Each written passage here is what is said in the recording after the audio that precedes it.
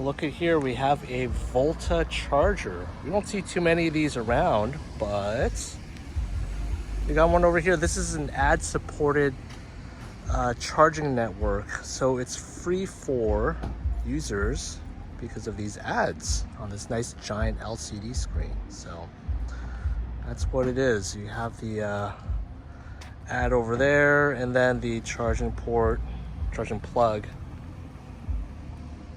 right over here. So you can charge over here for a couple hours. Can't spend all night over here. So last episode, I talked about some of the features I liked in EVs. And one specifically for Teslas was how I really liked the arcade and the theater modes. If you're a car enthusiast and EV enthusiast, you might have wondered, hey, you're talking about Teslas, why aren't you mentioning Autopilot as one of those big features? Well, to me, Autopilot is an incredibly huge feature that needs its own episode because it's not something that's super simple to understand. Okay, it's really complicated. Contrary to, how it kind of might be sold, it could be a little bit oversimplified in my opinion. Okay, so I'm going to take a three-pronged approach to this in explaining what Autopilot is and how to use it. Okay, first things first, we have to kind of understand the systems that go into the Autopilot system. Okay, when I say systems, we're talking about the computers, the sensors, and what have you. So that's one. Part two would be understanding the settings in the car itself, so more personalized stuff. Step three is actually engaging and disengaging the Autopilot. Let's talk about the first thing, the system itself. What is Autopilot? Autopilot is eventually going to be an autonomous driving system, and it consists of a computer. Actually, I take that back. It's two computers, systems for sensing what's around the car. Okay. And then something that's not in the car, and that is the Tesla neural network. Let's talk about the computer first. The computer is kind of like I corrected myself a second ago. It's not one computer, it's two computers. It is a redundant system. So if one of the processors crashes, you're not even going to notice because the second one's already running. So these two computer systems aren't completely isolated from each other. They do run checks between each other on when we're driving. So it's validating what one chip is doing. But obviously, this computer chip needs information. Where does this information come from? It comes from a whole bunch of sensors. Now, the most visible sensor that we see are the cameras. We have three front-mounted ones right on the windshield. Then we have two repeaters. They're pointing a little bit backwards. And then we have the B-pillar cameras. That's pointing forwards. And then you have the rear-facing camera, the backup camera. It's not just for backup, but that feeds into the Autopilot computer. So this car is covered 360 degrees by cameras, but that's not the only sensor it has on board. We also have a dozen ultrasonic sensors for near-range object detection, and then we have a front-facing radar itself. A whole bunch of these sensors linked into the computers. The computer's obviously going to have access to navigational maps, GPS itself, steering wheel movements, brake pedal, accelerator pedal, inputs, things like that. So all these things are fed into the Autopilot computer. So that covers the computer itself and the sensors. But what about the third part that I mentioned? Tesla, every once in a while, will request really oddball cases from users. Okay, from drivers like us. It's going to look for not daily regulars because that's boring. Okay, the car drives really, really well on straight lines. We're not worried about that. Tesla's not going to pull a whole bunch of data about useless stuff that it already does really good at. Tesla's going to pull data when there's a really oddball case going on. Let's say, and I don't know if this is true, but I'm going to give you an example. Okay, not every day do you run into a whole bunch of turkeys crossing the road. Not literally run into, but actually, see them cross the road.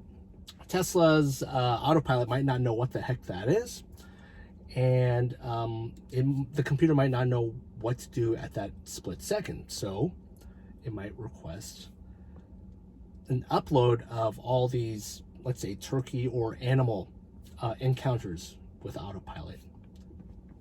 Uploads that to the Tesla neural computers, and then the computers learn. The computers learn and are taught by engineers there.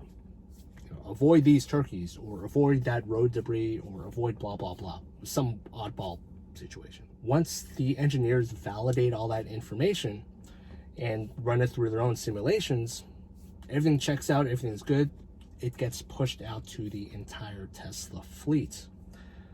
And that is a huge benefit to owning a Tesla. The cars get incredibly better over time.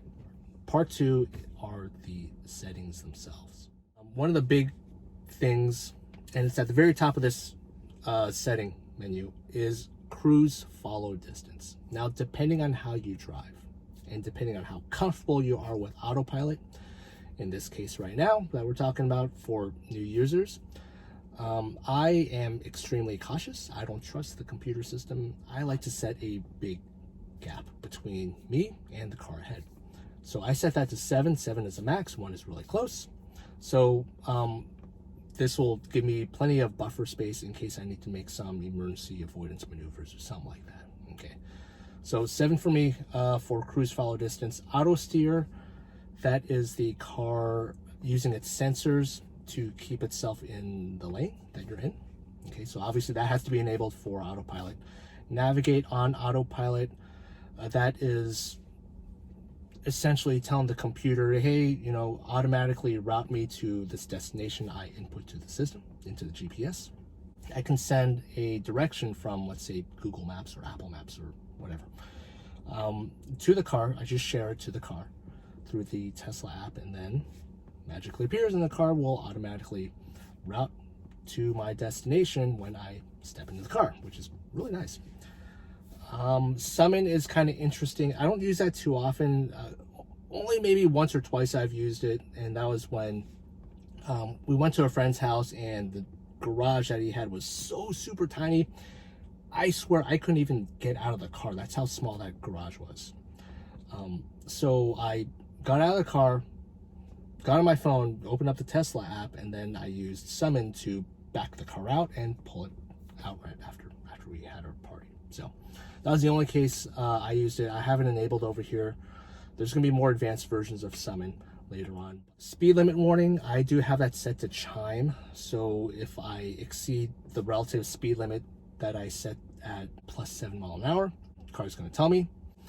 If, for instance, I exceed the 72 mile an hour limit I have in the car, it's going to say, bing, bing, hey, you're going too fast, knock it down a little bit. So again, I'm a conservative driver. You can set that to however you want, but most of the times I don't like to exceed 70 or 72 when I'm in autopilot. Forward collision warning, that's a very interesting one as well. This is going to set off a chime if the car detects that an impact might be coming.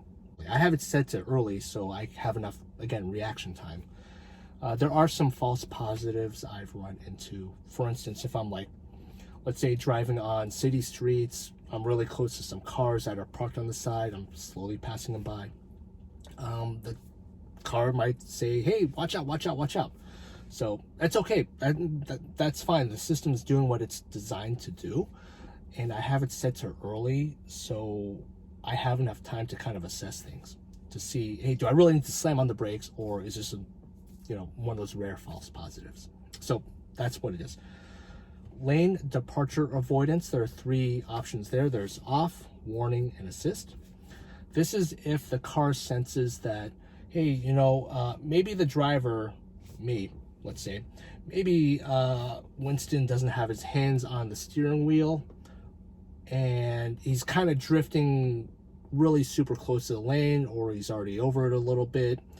I'm gonna pull Winston back into the middle of the lane. That's what this lane departure avoidance system does. Okay, so like I said, I have it on assist. Warning is just going to say, uh-oh, warning, warning, danger, danger, right? You're in the other lane already. So it doesn't pull you automatically in, and off just means the system's off.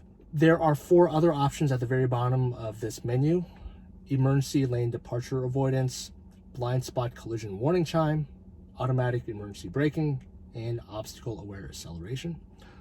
I believe all 4 of these are set to on by default. Just make sure they are, just for safety reasons.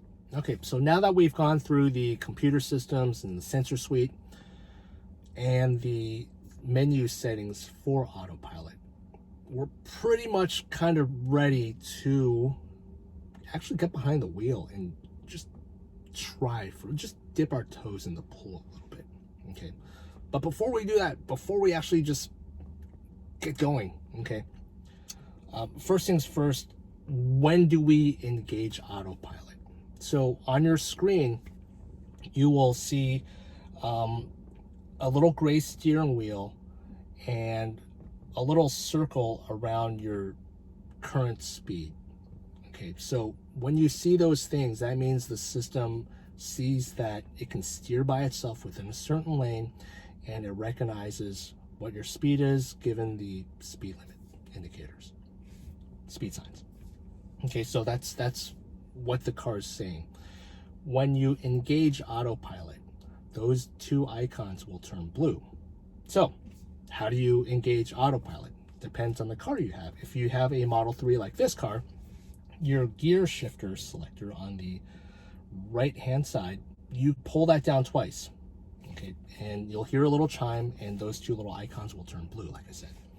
If you're in a Model S or an X, there is a cruise control lever on the bottom left side of the car. You pull that towards you twice, and that'll engage. Again, those little icons for the steering wheel and the speed that you have, those will turn blue. So that's a sign that it'll be engaged. Of course, it's going to chime. How do you turn off Autopilot? The easy way is to just tap on the brakes a little bit. Okay, light tap, it'll disengage and you will hear a little chime. The other way is to go back to the gear selector or cruise control stock and just push upwards for the Model 3, or you push a little button on the end of the cruise control stock in the Model S and X to disable. So tapping the brakes for any Tesla Autopilot enabled car will disable as well. If you are on Autopilot and you turn the steering wheel, that will only disengage Autosteer. Your cruise control will still be enabled. When you have Navigate on Autopilot enabled, that will show as a solid blue line in your lane. If you don't have Navigate on Autopilot enabled, meaning that you don't have a destination entered in the computer, you'll just see your lane highlighted with those 2 little lines on either side of the car. So knowing that, we can probably start dipping our toes into the Autopilot pool.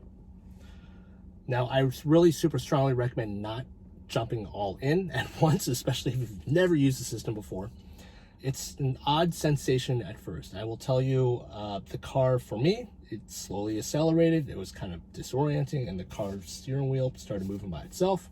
It's like a ghost was driving for me, but that's kind of to be expected in the first, I guess, little try. And actually, right now is a really great time to test Autopilot if you haven't done so already, or even get comfortable with it, because we're in the middle of a lockdown. There's a huge pandemic going on, right? So merging onto freeways, you can give it a shot. Just make sure you follow the rules of the road. Make sure you follow what you learned in driving class, however many years ago it was. Okay. Always check your shoulders. Before you engage lane changes in Autopilot, look over your shoulders. Please look over your shoulders. Sometimes the car might not see, like, let's say a motorcycle or a car that flies by. It might not react that fast. Okay, so I don't like being jolted in a car.